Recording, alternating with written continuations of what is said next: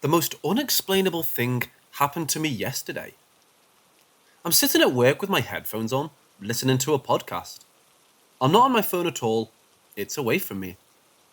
So I'm listening to a podcast and suddenly a song I immediately recognized starts playing. It's not in the podcast. My phone completely turned it off and started playing a song called River Flows in You by Yuruma. This is the song we played at my grandma's funeral. I have not once listened to this song since that day because I can't handle it. I opened my phone and it was on Spotify. I turned it off, turned the podcast on. I kept shutting my podcast off and turning it back on. This happened 3 times. It's very unexplainable and sounds fake, I know. I'm not linked into Spotify anywhere else to my knowledge, and I've no idea how someone else could be doing this on my phone. It's a few days after the anniversary of my grandma's passing, and the coincidence is just too much. Take this how you will, I suppose. It didn't really scare me. It made me feel like she's here.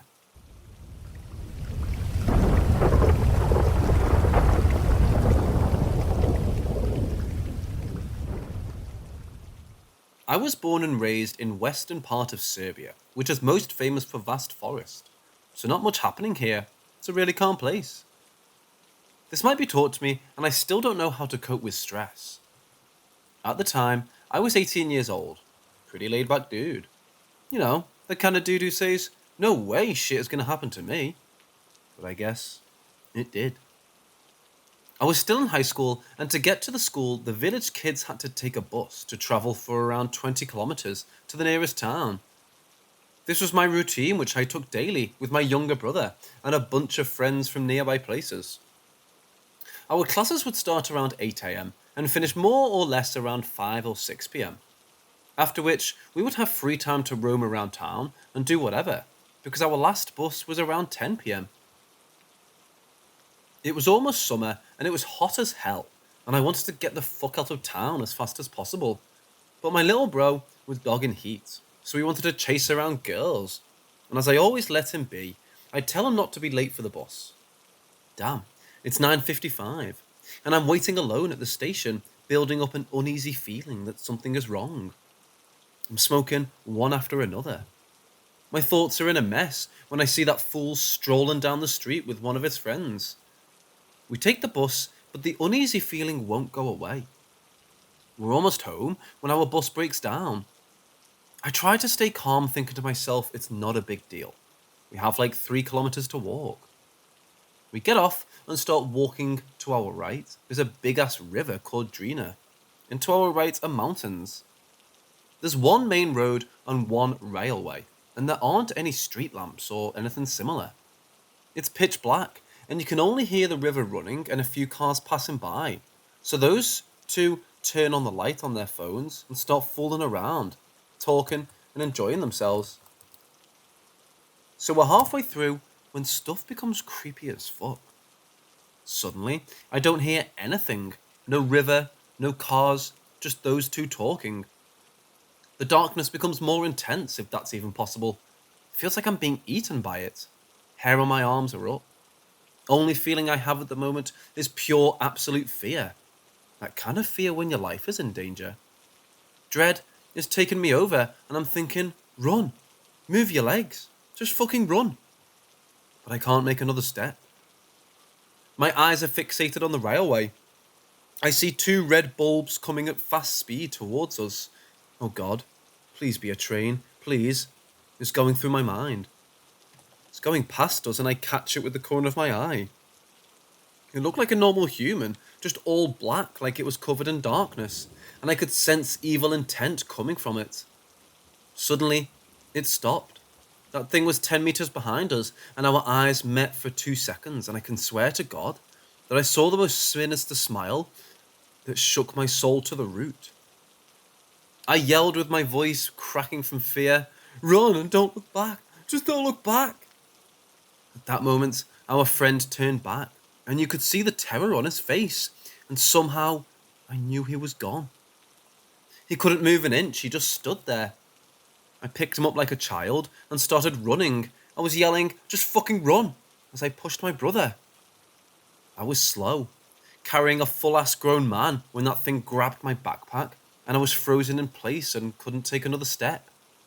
I knew I was done. I clearly heard my backpack was ripped apart, and I could also feel pain like someone was slashing my back with a knife. My arms were slashed too. I felt numb. I couldn't hold my friend anymore. He hit the ground. I saw my brother crying, or at least I could sense it.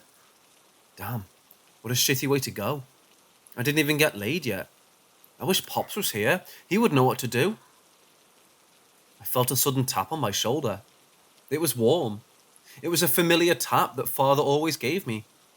I knew it was his enormous hand touching me, and no one could tell me otherwise. I extended my hand. Pops. Hey, Pops. Tears were rushing down my face, dripping on my hand. The pain went away, darkness went away, and dread went away, and I could hear the river again, and I could move again.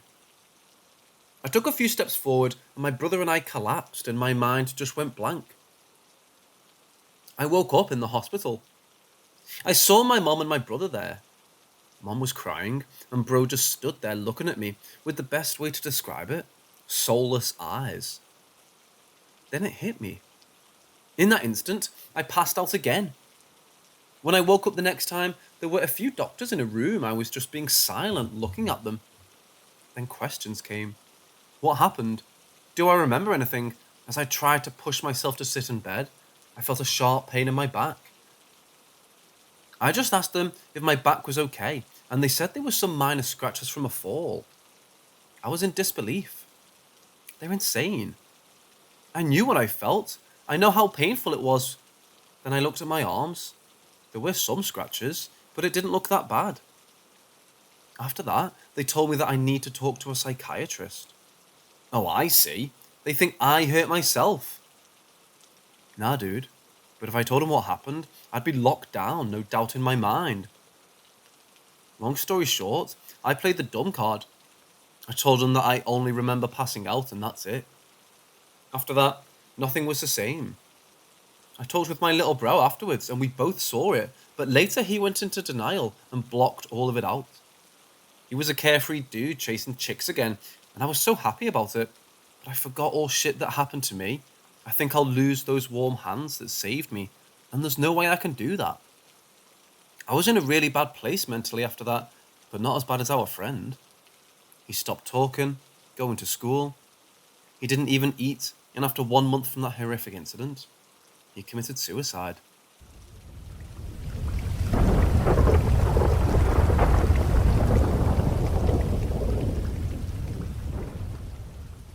This happened a few years ago. I rented an apartment in a quiet neighborhood. The place was awesome. A huge bedroom with a built-in desk that was perfect for my work. I checked the mailbox the first day, and there was a little piece of paper where my name would eventually go that said deceased. So I assume whoever lived there before passed away. It did freak me out, but I was like, whatever. Probably didn't even for the place, you know? So a couple of months go by without any incidents. And then out of nowhere, I started having these dreams about being in the same apartment bedroom, but there was a party with lots of people I didn't know. The smell of cigarettes was strong, and there was a lot of laughter and conversation, and in general clinking of glasses sounds and similar sounds.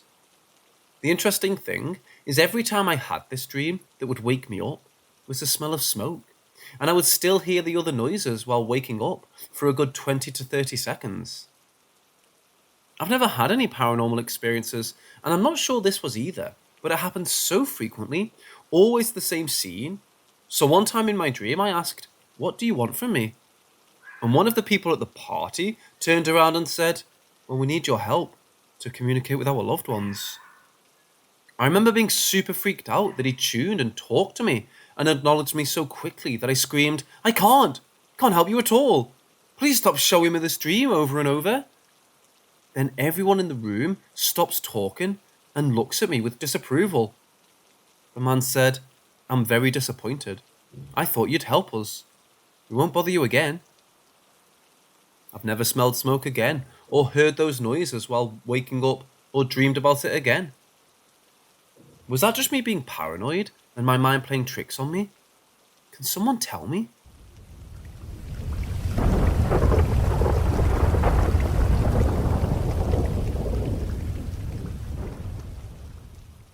My best friend and I went camping. He's relatively new to the hobby, so he's been tagging along with me, as I have plenty of experience in camping and solo backpacking. I took him to a beginner-friendly backcountry camping site that I've gone to 2 dozen times with various friends. It's important to note, I've never stayed overnight there alone. It was a quick two-nighter, and we got incredibly lazy the second night, and didn't walk the garbage to the car. Instead, leaving it out for the 5 hours I'd be asleep, as I had to be out of the campgrounds by 6:30 for work.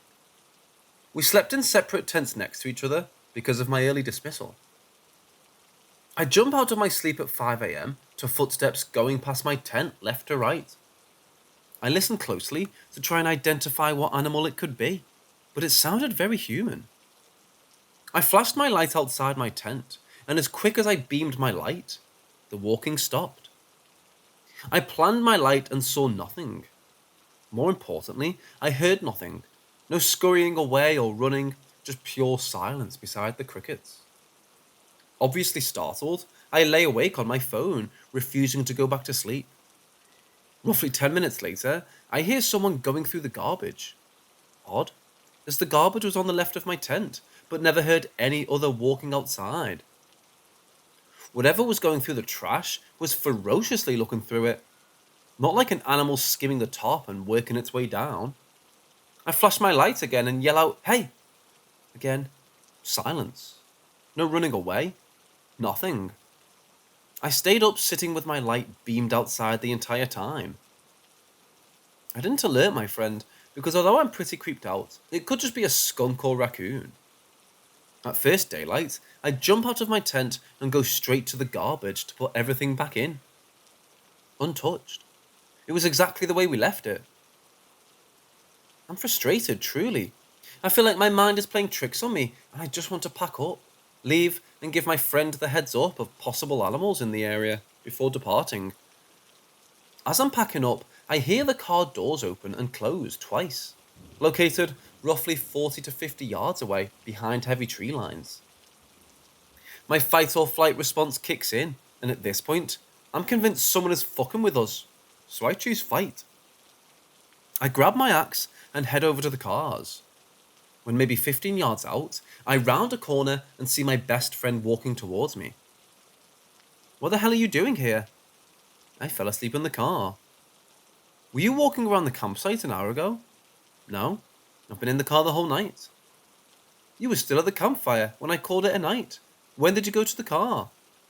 "Truthfully, I can't remember." It was at that moment the realization came over me that I was at the campsite entirely alone, being tormented by something I couldn't see or identify. A sudden chill coursed throughout my entire body. I told my friend I would explain everything later, but please pack your shit and leave with me. I went to bed back home with a nightlight on for 5 nights. I'm just now able to tell this story. I've been camping 30 or 40 times and solo backpacking 8 to 10, and never in my life have I ever experienced a night like I did that night.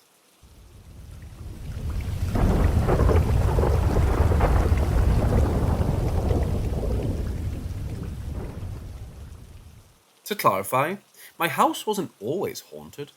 I'm not sure how, but I believe that I somehow invited something to live with us. I should mention that there is more than one entity that lives in the house. I'm not completely sure how many there are, but I know there's at least one of them is friendly, while another is not. It was probably my 10th birthday, and it was the first sleepover I ever had, and I was beyond excited. I used to think the things that happened to me were just my imagination, but lately, I've been realizing how real this actually is. My 2 friends, F1 and F2, and I would be sleeping in the back room, above the garage. That room has always felt wrong to me. I've hated it since I can remember, even before it was haunted. I think it's because that was the room I would be locked in from time to time, but that's besides the point. I was finishing setting up the room when I heard a hand on my shoulder, It was unusually cold. It was weird, as if it were there but not there at the same time. It felt wrong. I looked up, expecting it to my father, but it wasn't. There wasn't anyone there. Creepy, but not unusual, so I shrugged it off. I had better things to think about, like the sleepover. The doorbell went off, so I took my little self down the stairs to answer the door. My friends came upstairs, and nothing else happened for a while. Until about midnight. That's when things went downhill. You know that feeling when water droplets roll down your back? Imagine that, but cold. Not wet, and it feels sharp. Something terrifying that you feel but can't explain. Imagine that, and then multiply the effects to your whole body. That's what we all woke up to at about 12:05. It was terrifying. It was the first time that happened to me. I'm much more used to it now. We decided to just not sleep and have all the lights on. Then, the water dispenser that you wet your hands with in the toilet turned on to the highest degree. No one wanted to go into the toilet to turn it off. We were all freaking out. It wasn't just that it turned on, but that it was pretty much right after we woke up to the weird feeling. But, whatever, right? Not like it can get much worse. Right? Wrong. Very, very wrong. Have you ever had a demon accidentally be trapped in your back room when you were a child because you were lonely? Specifically in a giant dog doll that has clothes and huge dead eyes? Just me? Okay, good to know. A day or so after, my stupid self decided it would be a good idea to check it out, alone, with no one else home. Yeah, dumb, I know, but I brought a Bible, so I thought I was safe enough. I remember standing by the door, hugging the Bible close to my chest, keeping in mind I was just about 10 and I had no idea what I was doing. The dog doll was sitting up straight on the bed against the headboard. 2 seconds after I looked at it, the doll just randomly slumped over onto its front. The only way that could happen would be if someone pushed it over. I'm an idiot, so that thought never crossed my mind. I continued forward. Then the doll flew across the room, hitting the opposite wall. This doll was the same height as a small child. There's no way that the wind blew it. I screamed and bolted out of the room. The door slammed behind me. I would have told my parents, but I knew that they wouldn't believe me. I used to always tell stories so that my parents would notice me for more than 2 seconds. So whether it was true or not, they would never believe me. Now, my father started sleeping in the back room at that point. My parents haven't slept in the same bed since after my 10th birthday. For years, my parents never experienced anything, not as I did. What happened is something I'll never forget. My parents' confused and probably scared expressions, trying to keep calm so as not to worry my brother and me. My father had been woken up to 3 scratches on his arm. His arm that had laid in a special spot that had once been home to the doll. We had no pets at the time. There was nothing that could have done it, at least to everyone but me. It was forgotten, tossed aside as just an accident that probably happened when my father was working. That night, I slept with my door slightly open, as it was hot and we didn't have aircon. I bet you can see where this is going. Looking back on it now, it's even more disturbing. The shadow that appeared in my door didn't spook me all that much back then, but that same figure would come back to haunt me years later in the form of a man who broke into my hotel room when I was 14. That thing had somehow found about someone who I would meet 4 years later. I only found out what that man's features actually looked like later in life. But at this point, all I could see was a man with no hair, a beer belly, quite short and slightly bent, like an older person.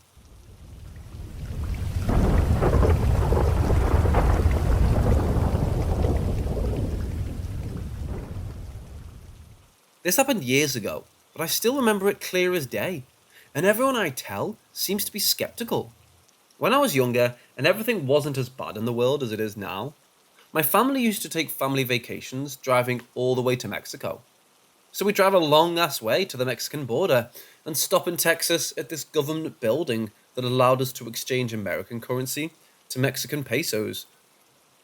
The building is situated right next to the Rio Grande, that river that divides America and Mexico, underneath this busy expressway. So when we arrived at the building, my parents asked my brother and I if we wanted to go with them, but we were like, nah, we're good. So they left, and it was me and my brother in this van, in this parking lot, with the only light being from the moon and the lights on the building, next to this big ass river in the middle of the night. So while we're waiting for our parents, my brother and I decided to make ourselves sandwiches from the cooler that we had stocked with sandwich making supplies. We're just chilling, being fat, when all of a sudden, I noticed everything got eerily quiet. Like no noise at all. No sound from the river, no sound of the cars that had been passing above us, no noise anywhere except us moving. Then came the crying. I heard it first and I told my brother about it. I was like, hey, do you hear someone crying? So he stops moving and we both just listen for a bit. Then we hear it again. A perfectly clear sound of a woman just wailing.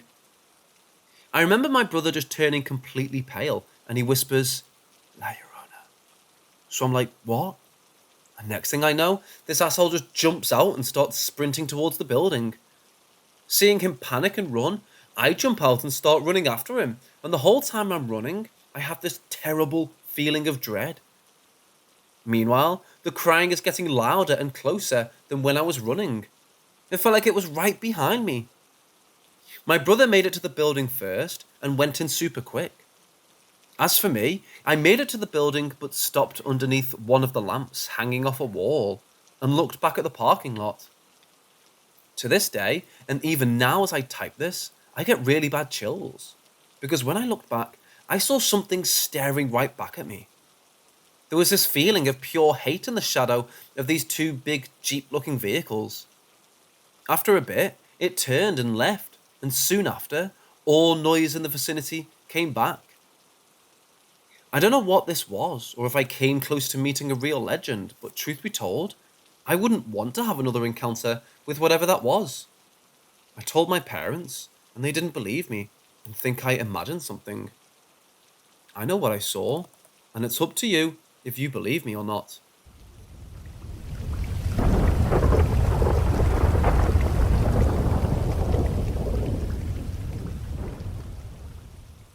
This happened years ago, October or November 2011, when I was living in London and working as a study abroad advisor for American college students, and it's been on my mind a lot recently.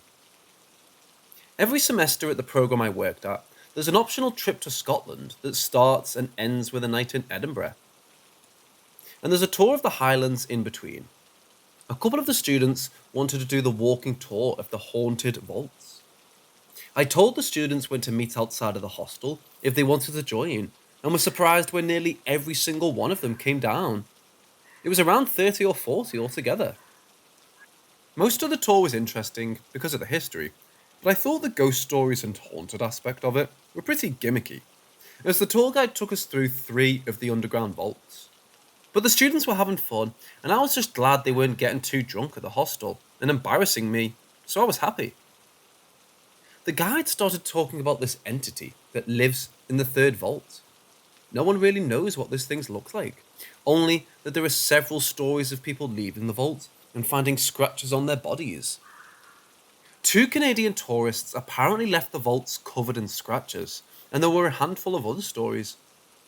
And then one creepy story the guide told was that a woman took her younger daughter on the tour, and when the flashlight went out in the 3rd vault, the mother realised the daughter had moved all the way across the room. And the daughter said someone with 3 fingers grabbed her hand and walked there. When I was there with the students and other tourists, the vault was super cold, and the guide's flashlight went out. It was spooky, because that's a spooky-ass setting, but again, I thought it was sort of a cheesy tourist trap. We finished the tour, and I went back to my room to Skype with my stepdad, a history professor, about all the cool things I'd seen. After our call, I went to change into my PJs, and as I took my pants off, I noticed three long, perfectly straight scratches that basically wrapped from just above my knee, up my thigh, around toward my butt. They looked like cat or kitten scratches. I hadn't felt a single damn thing when I was on that tour. It scared the shit out of me, naturally. I called my best friend in London and made her get on Skype to see them. And then I went down to where the students were hanging out and asked a couple of the girls I'd become closer to come look in the bathroom. I felt like I was going crazy. A couple of them saw the scratches and were like, "Nope, bye bitch, I'm out of here." A little later on, one of the male students came up to me and was like, "Hey, me too." He had three scratches behind one of his ears.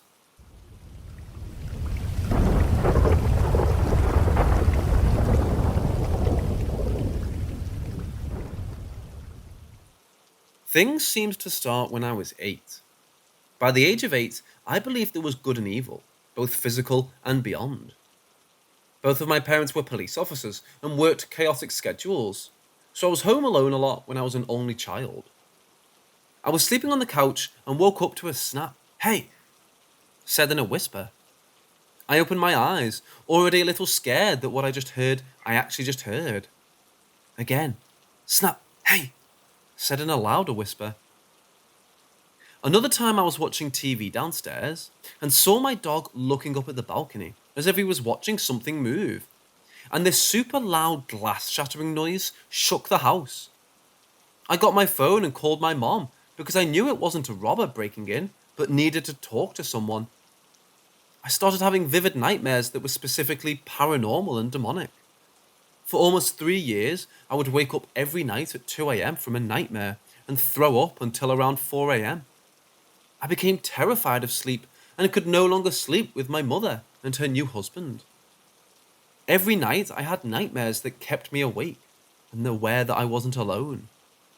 Demonic in nature, my dreams were pure evil and inflicted a lot of trauma on my young psyche. I've been eaten by Satan and by other things. I got used to being tortured in my dreams, knowing that I would wake up eventually. But I was always scared that I wouldn't wake up. I had a new dream prepared for me every night. And oh my, did they express creativity. It made me feel abandoned and alone. The problem was that I had to go to school and act like last night didn't happen every day. I had twin stepsisters that would stay over every other weekend. The forces that be would present themselves in many forms. One of the most terrifying forms was in the form of a woman much taller than me. I woke up to a really loud bang on my ceiling. I saw that the kitchen light was on because I slept downstairs right by the kitchen. I opened the door and saw that my mother was strangely chopping carrots with her back towards me. I asked her if she had heard the loud noise, and she turned around with dull eyes and a monotone voice and said, "No, honey, I didn't hear anything." I knew it wasn't my mom, but I had to pretend like everything was normal, or else she'd turn into God knows what. I proceeded to the stairs, but all the switches to the lights were absent. As I turned the corner going up the stairs, I could see my stepsister's bedroom light was on, and their door was slightly cracked open. I heard giggling and crashing of plastic teacups and pots. I slowly opened the door and saw a woman in a white dress sitting Indian style with her back facing me. I knew she knew I was there, but she kept playing and giggling to herself, so I asked her, "Hello?" But she didn't respond, and she kept on playing with the teacups and giggling. I asked her again, "Hello?" but she ignored me once more. Finally, I raised my foot to her back and shouted, "I said hello," while I pushed her. She stopped giggling and playing with the teacups and fell silent. Without using her hands, she got up from her Indian style position and slowly walked backwards towards me.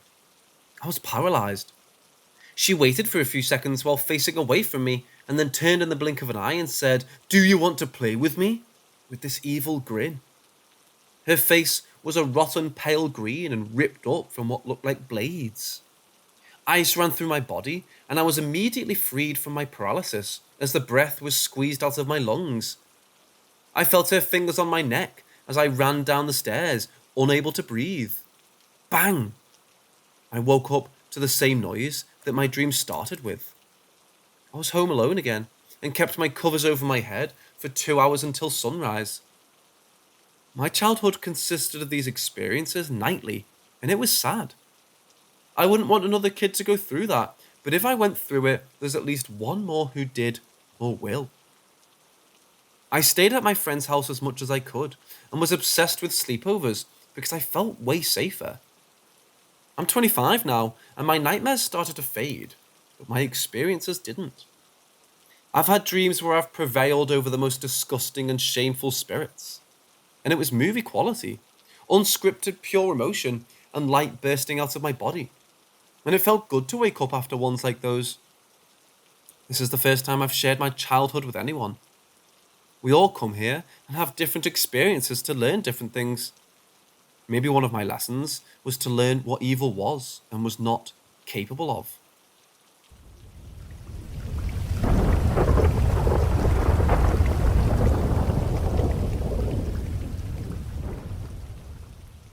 So this just happened to me last week at work. There's a small common men's bathroom in the hallway on the same floor as my office. There's only one stall, one urinal, and the sink. When you first walk in, you have to turn to your left and the stall door is straight ahead. You walk past the sink on your left and the urinal is between the sink and the stall. It's not uncommon to walk in and find the stall occupied by someone, but that doesn't stop you from using the urinal. So I walked into the bathroom and went to use the urinal. I noticed the stall door was slightly opened and nobody was in it. I finished using the urinal and turned to my left to wash my hands. While washing my hands, movement out of the right side of my vision catches my attention. I turned to look and I saw the stall door slowly closing on its own from being fully opened. I just stared at it while it was happening and started to think my movement must have caused it to start closing. Then I remembered that when I walked in, it was already nearly closed. So while I was standing at the urinal, the stall door apparently completely opened itself, and while I was at the sink, it was closing itself. There was nobody else in the small bathroom for sure, and the main door makes a very distinct and loud sound, both opening and closing. So I know nobody walked in behind me and walked out without me noticing. I can see if the door closed on its own from whatever, if it's predisposed to this from the angle the hinges are at and whatever. But I couldn't figure out how it would have swung all the way open and shut again. One of those directions would be against gravity, and there are no vents that blow air in there either. I've had other weird experiences in this building when I would work alone at night. I told a co-worker what had just happened when I returned because I found it interesting. I started to tell him some of the other odd experiences I would have at night, like footsteps in the hallway when nobody is in the building, and other similar things. To my surprise, he also confirmed the same experiences when he worked alone in the building at night. So who knows what could be going on?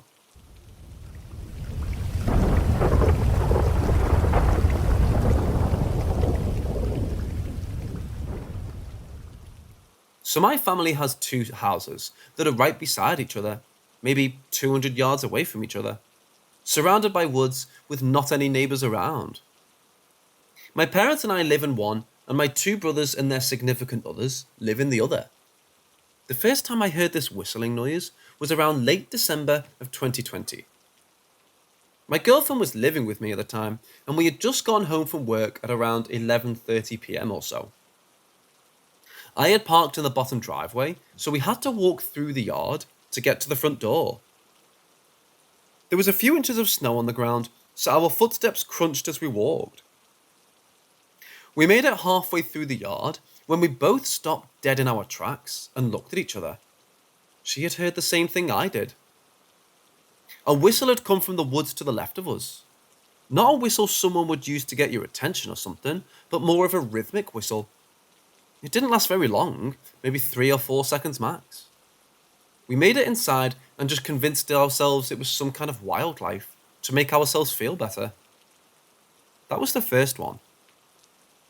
Cut to around 2 months later, and my girlfriend and I are still seniors in high school, taking online classes. The whistle has become a bit of a joke to us, and I would always tell her the whistler was going to get us. Up to this point, there weren't any more experiences, so we didn't take it very seriously. The next whistle scared the both of us. We were nocturnal people, so we would sit in the kitchen late at night and do schoolwork on our laptops. The basement steps are a few feet away from the kitchen table. One particular night, we were sitting there typing away when we heard a whistle. This one was a little different. It was one single whistle, as if it was one note, and it rang out from the basement. We sat in silence for several minutes and then agreed to act like it didn't happen. Over the next year and a half or so, I personally haven't heard it since the basement whistle. My two brothers would claim a few whistle occurrences at the other house, but I can't confirm or deny these, as it's their experiences, not mine. Just this week, I was up at around 2:30 a.m. sitting in my room with the house to myself. I was on my phone scrolling through Twitter when I heard the same single one-note whistle come from the living room this time. I peeked my head up, accepted it as another whistle, and went back to minding my business.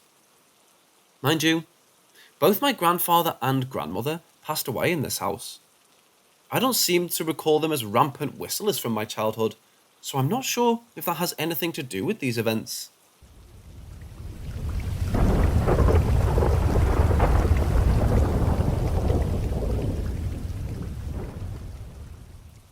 So to preface, I currently work at a pretty famous and historic hotel in Virginia Beach. It's known for having quite a few stories surrounding it. I do the minibar and turn down there, which involves me being in empty rooms quite often. I've had a few interesting things happen to me so far, but what happened earlier tonight really was something. I was doing my turn down service and I was on the second floor going to room 206. For turn down, I knock on the door 3 times just to give the possible guest inside some time to get to the door. On the third knock, I scan my keycard to let myself in. And as I open the door, it suddenly feels as if someone gently pulled the door open, like if they were letting someone in. From that moment, I had an odd feeling, but I had to do my job, so I continued on. I called out a hello to make sure no one was in the room, looking around for any sign of a guest there. Sure enough, there was absolutely nothing in the room. No luggage or sign of anyone in the room. For our downturn service, we put down a plate of cookies on a desk under a lamp and turn it on to highlight it. Immediately after I do that, the desk lamp starts flickering wildly. I then say, "Are you messing with me tonight?" as the lamp continues to flicker madly. I then go to turn down the blinds over a small chest of drawers as a drawer slowly opens. In that moment, I felt a heaviness over my body with a feeling of dread. I finished putting the blinds down before straightening my back before going to say, "I'm just trying to do my job. I'm not here to bother you. I'm just about done. I'll be out in a moment. Please let me do my job." I wait for a few seconds before I feel the weight lift off some, and I notice that the lamp is still flickering fast. I quickly turned on the TV, and it turned onto the usual movies to watch in your hotel room channel. What it showed was a trailer for the movie Nope. I quickly finished what I had to do in there and left the room. I knew that my hotel was haunted, but that was the first time I've had a real experience.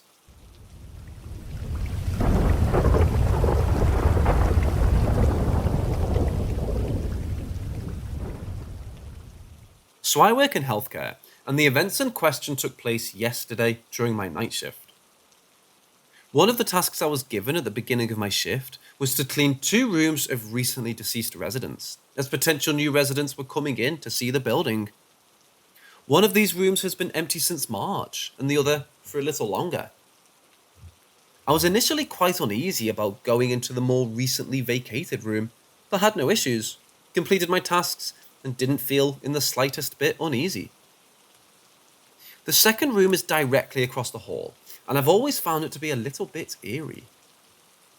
Even before it lay vacant, I always found it to be a little dark and unsettling. I couldn't ever really put my finger on why. So I go in, complete my cleaning, and begin to leave. As I step out onto the long, straight corridor, I hear what sounds like a male's voice very clearly call out my name. I look up, and I can see what can only be described as a black, almost wispy or smoky outline of a person standing right before me.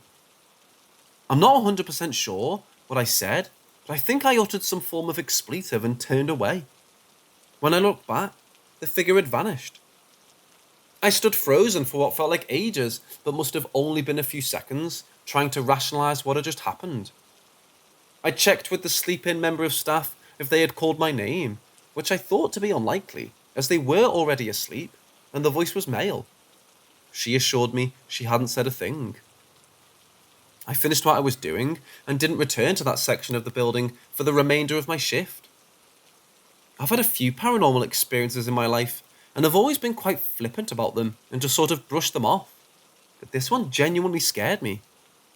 My hairs are standing on end just writing this and thinking about it, but even with that in mind, I didn't feel threatened. I was unnerved for sure, but I don't think whoever or whatever I saw wanted to cause me harm.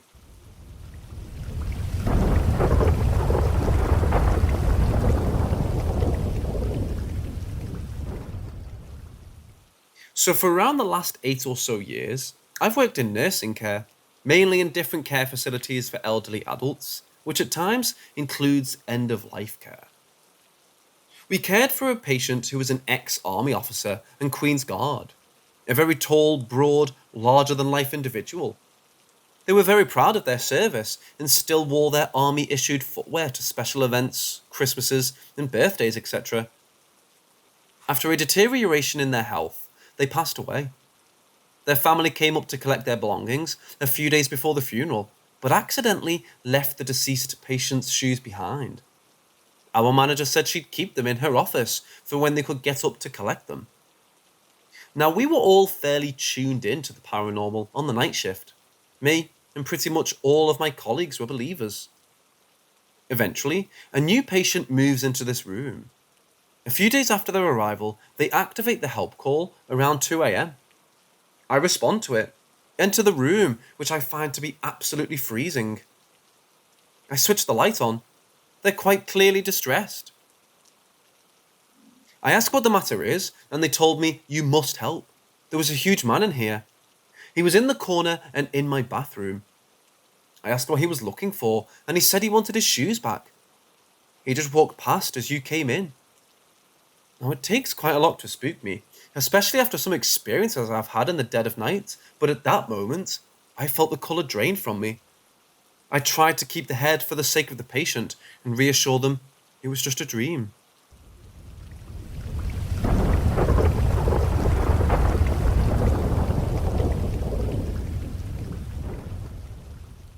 When I was a little girl, my family moved to a small town from the city. The place we had lived before was dangerous and not ideal for raising a child. My parents purchased the property at the end of the road and moved into a double-wide trailer. But as I was a curious child, one thing was far more interesting to me.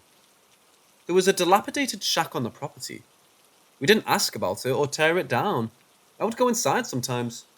But if a yellow jacket nest or sticky spiderweb didn't deter me, a feeling of being watched did.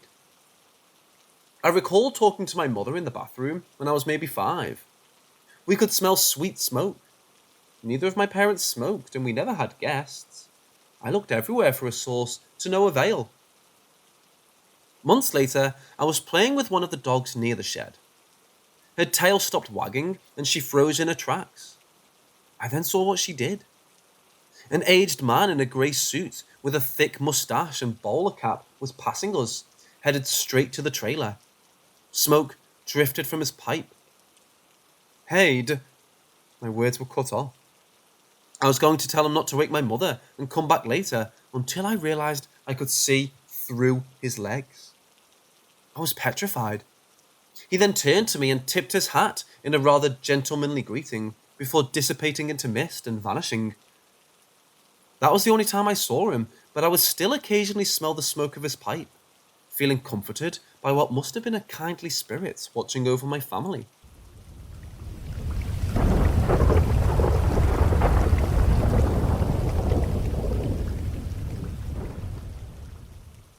I'm a 45-year-old Belgian guy, but my origins are 100% Moroccan.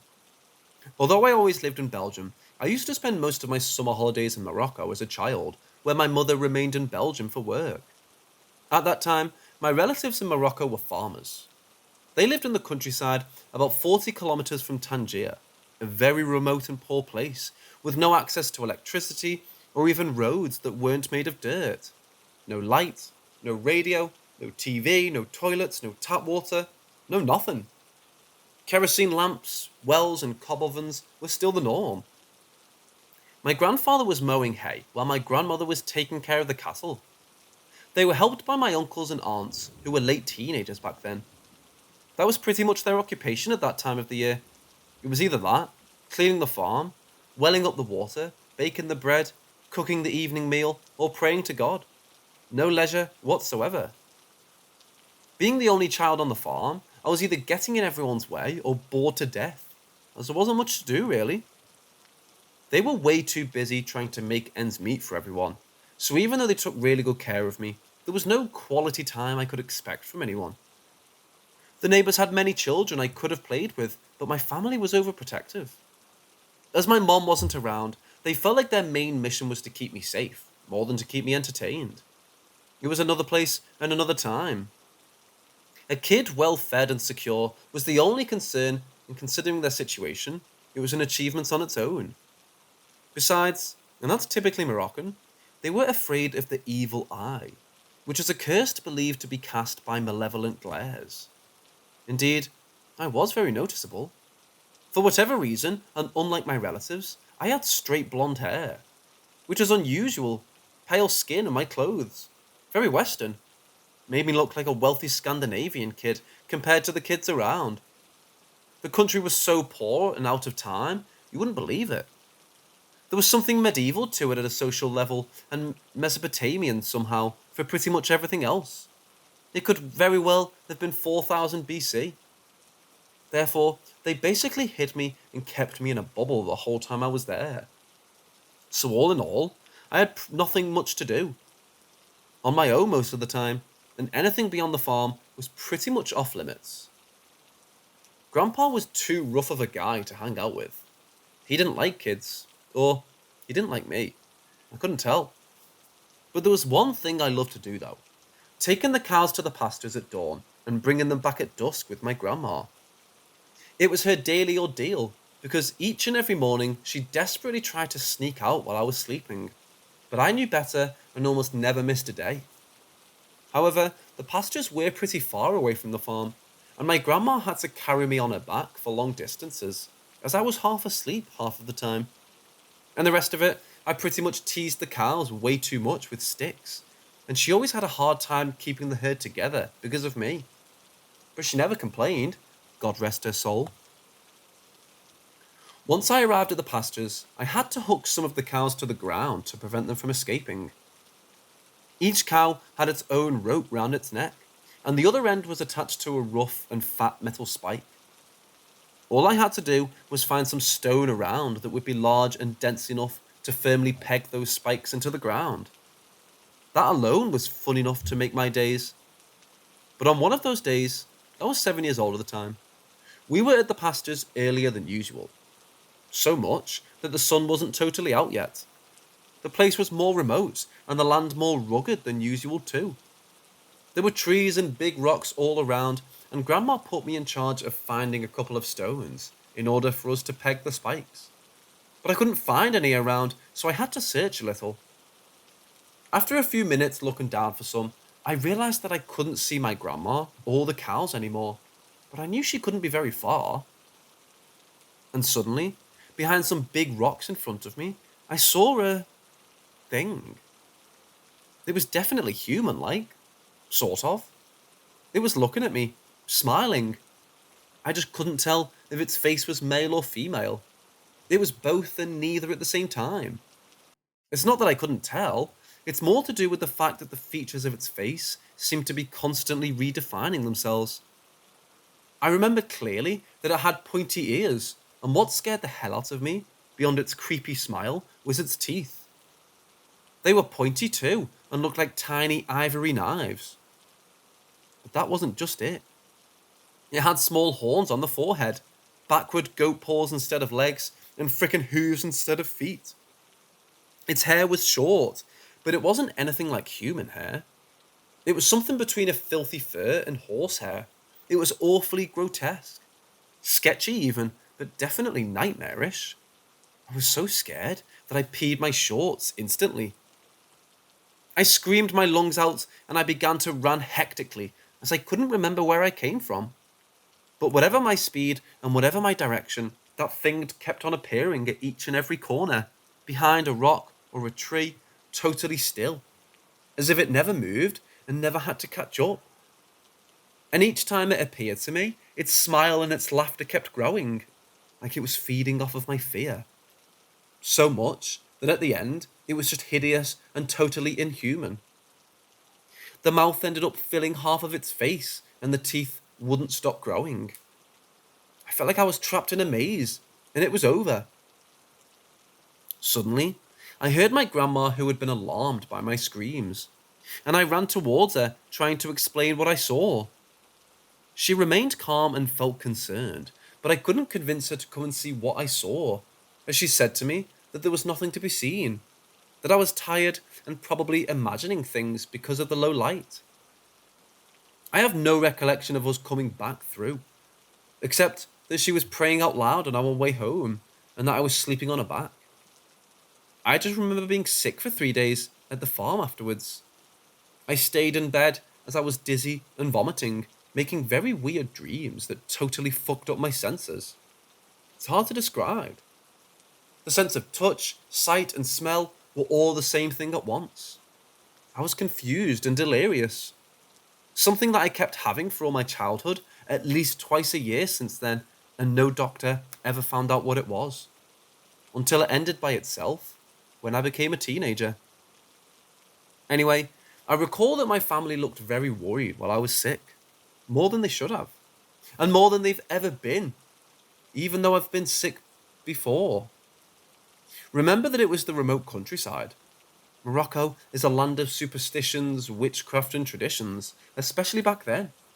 So healers were a thing. In fact, they were the only thing. Doctors weren't the first call back then.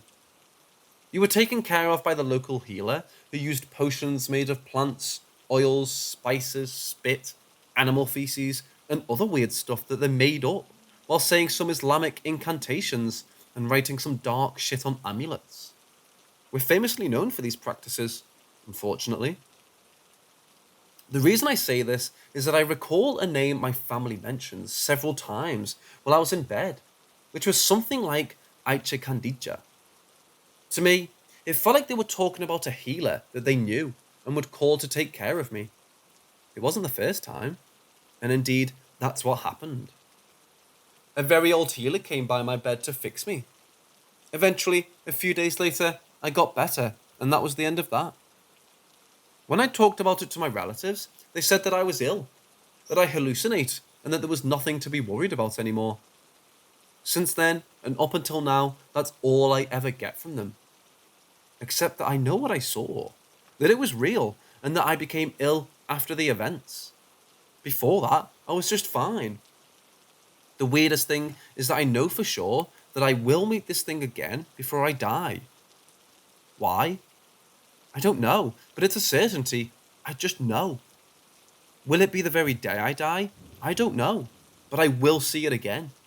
It's like the idea has been carved into my brain since its very day.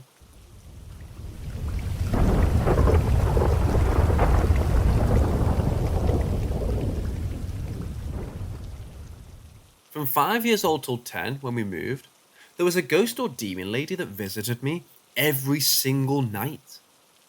I have so many stories of her coming into my room and just staring at me, it's not even funny. But I have a few that stay in my memory the most. I'm now 25 years old with 2 daughters of my own, and I'm so paranoid that she will somehow mess with my kids too. I pray to God she doesn't. I would cover my entire body with stuffed animals from head to toe, and I would plug my ears just so I could fall asleep. It always happens the same. I'd be laying in bed with my light on, because I could not sleep at all without my lamp on, even though it never helped. At least I could see a little better. But as I was laying there trying to fall asleep, everything would get extremely quiet. And that's when I knew that she was coming. It would take about a minute before she got right up beside my bed, and once she was there, I knew it. I could feel it. I would peek out from under my animals, see her standing and floating there staring at me with a horrible face so pale.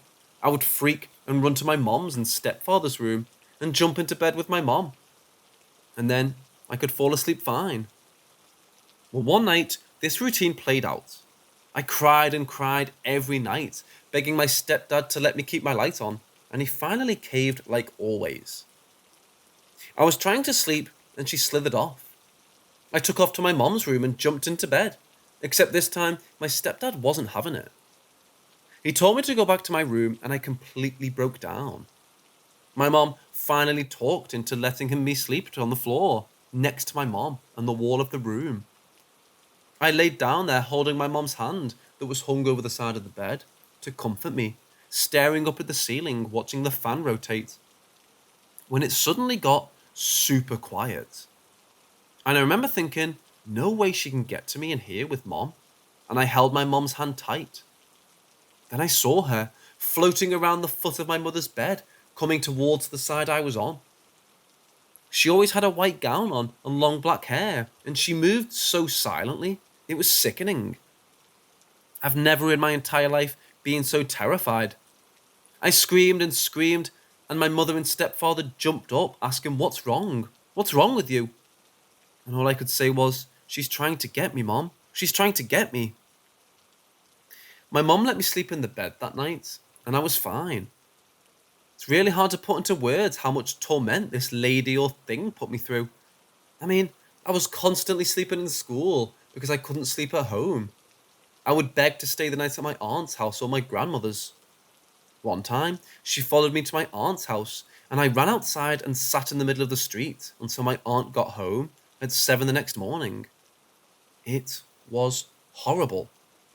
Even today, 20 years later, I'm a grown-ass man with a family, and sometimes at night, I lay awake thinking about her, worried to death that she may find me again. I've had panic attacks in the middle of the night dreaming about her.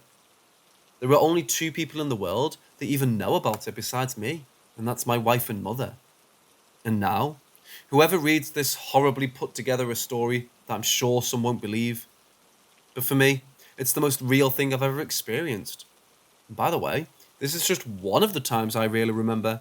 There's about 10 that stick in my mind.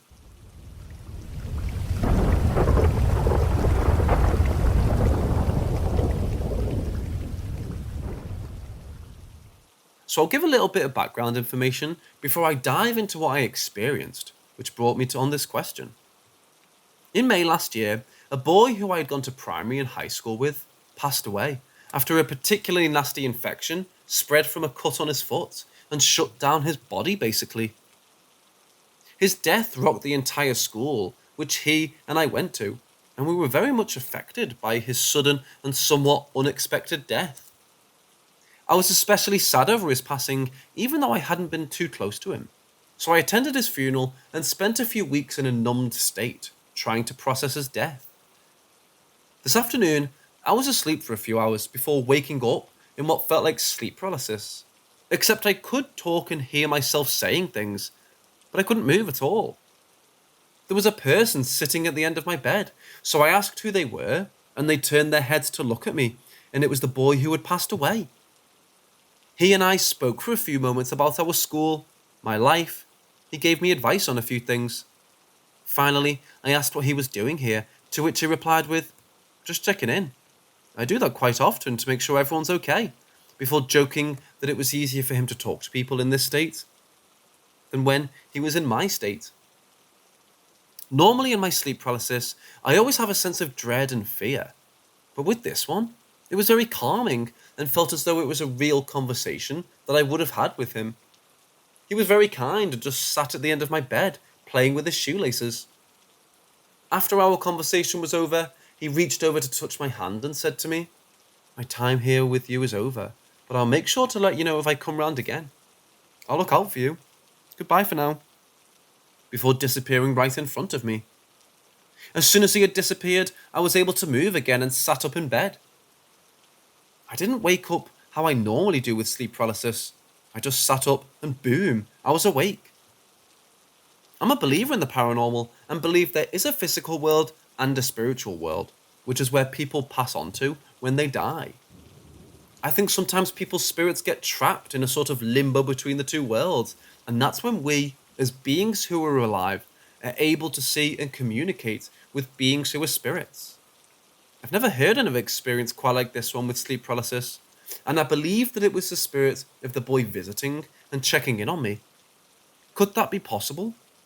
Do some spirits manifest themselves in this way and just randomly pop in for visits and chats?